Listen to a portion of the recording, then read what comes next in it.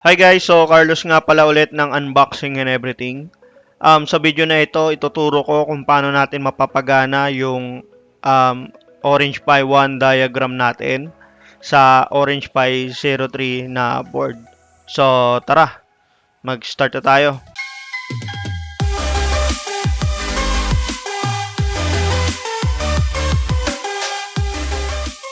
Okay guys, so ito mapapansin nyo guys, same lang yung diagram natin.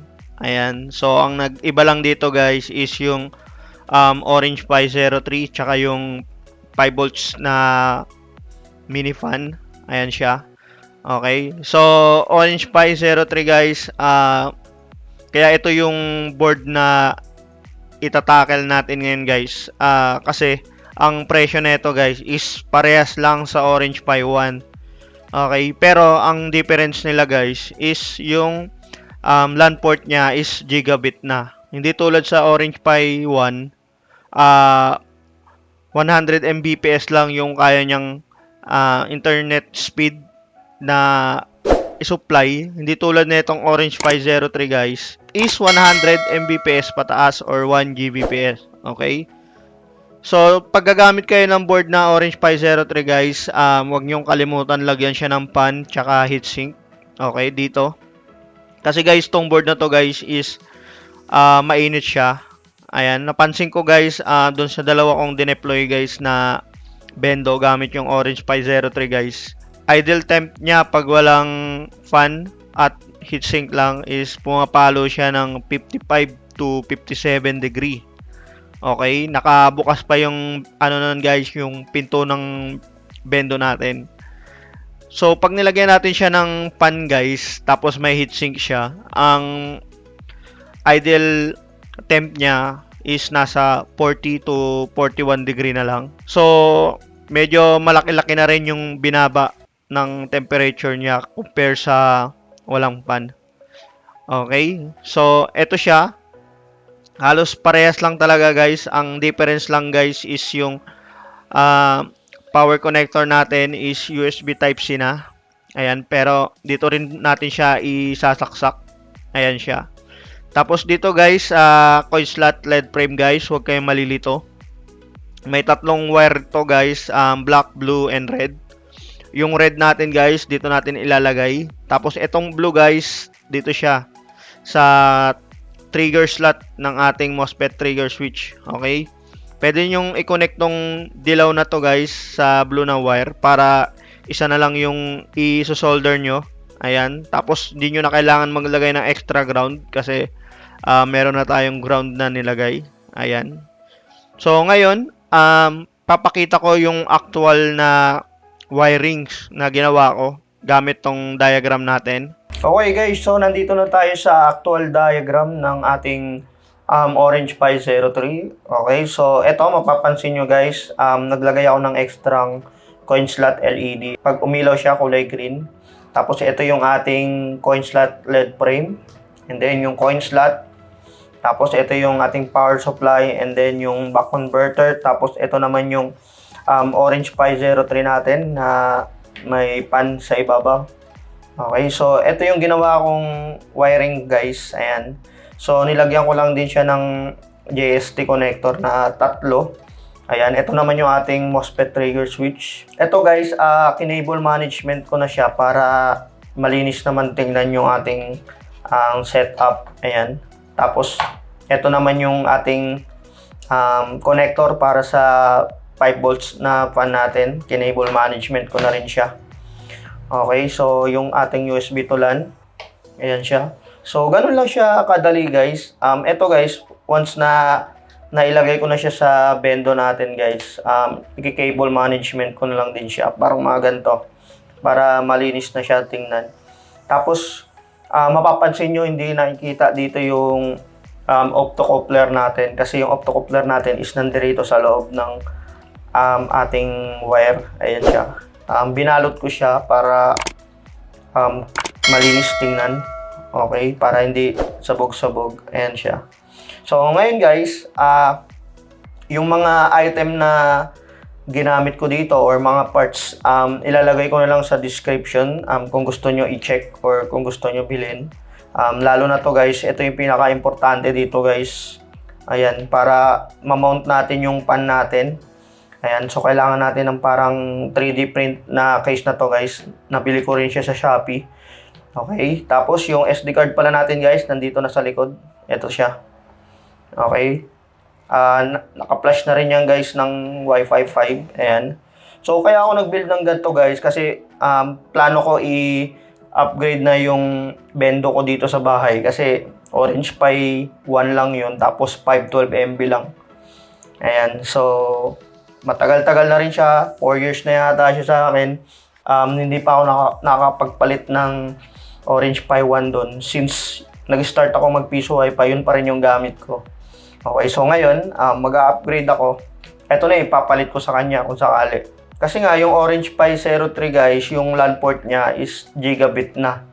Hindi tulad ng Orange Pi 1 guys, 100 Mbps lang yung kaya niyang i-handle. Ito kasi guys, kaya niyang i-handle yung 100 Mbps na speed pataas. Okay?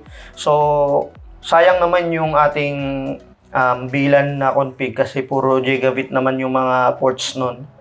Okay, tapos yung gamit nating AP or router na pangbato ng Wi-Fi is mga naka-gigabit na.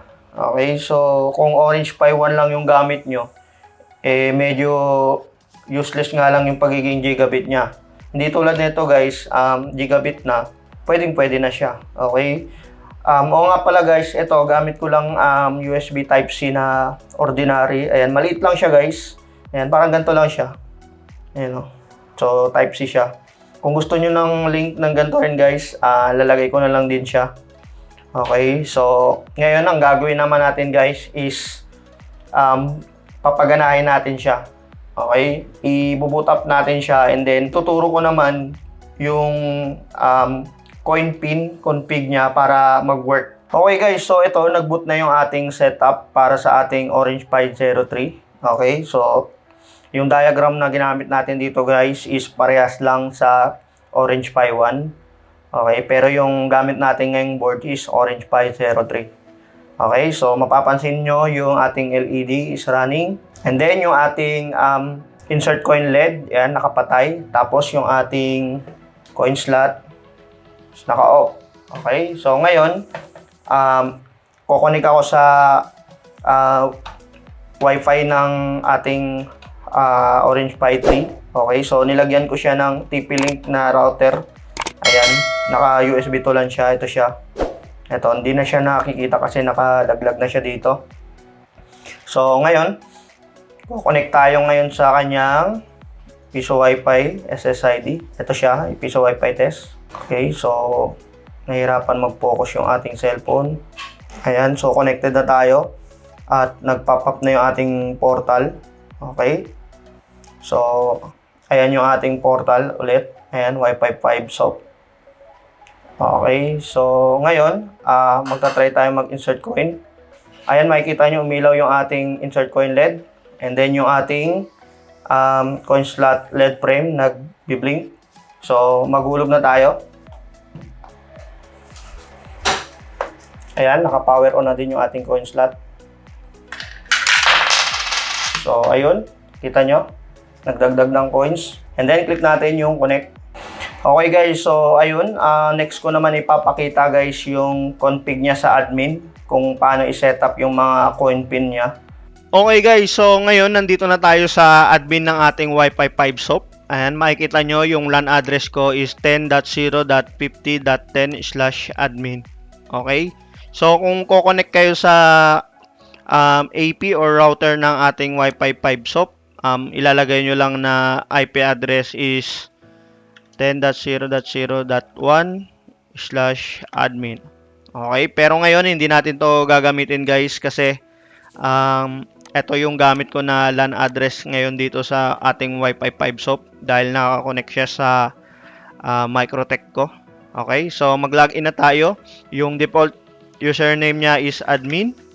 And then yung default password niya is Wi-Fi 5 SOP. Ayan. So, oops, mali ang nakalagay. So, ayan guys. Ayan. Tandaan nyo guys, admin and Wi-Fi 5 SOP. Okay, pero pwede nyo naman to guys baguhin sa loob ng admin. Ayan. So, login tayo. So, ayan, makikita nyo sa system info natin guys. Ang gamit ko is Orange Pi 03. Ayan. Tapos, mapapansin nyo yung RAM natin is 1 gig. Ayan siya. Okay, so ngayon, paano natin mapapagana yung diagram natin guys? Okay, so ang gagawin natin guys is pupunta tayo sa system and settings. Ayan.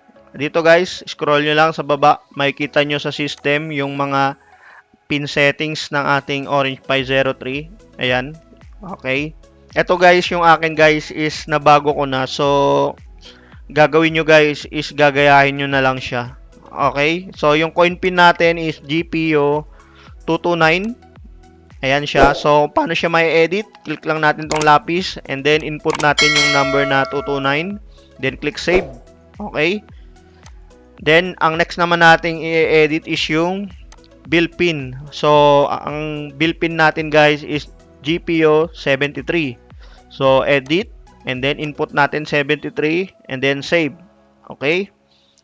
And then, yung relay pin naman natin guys is GPO 228.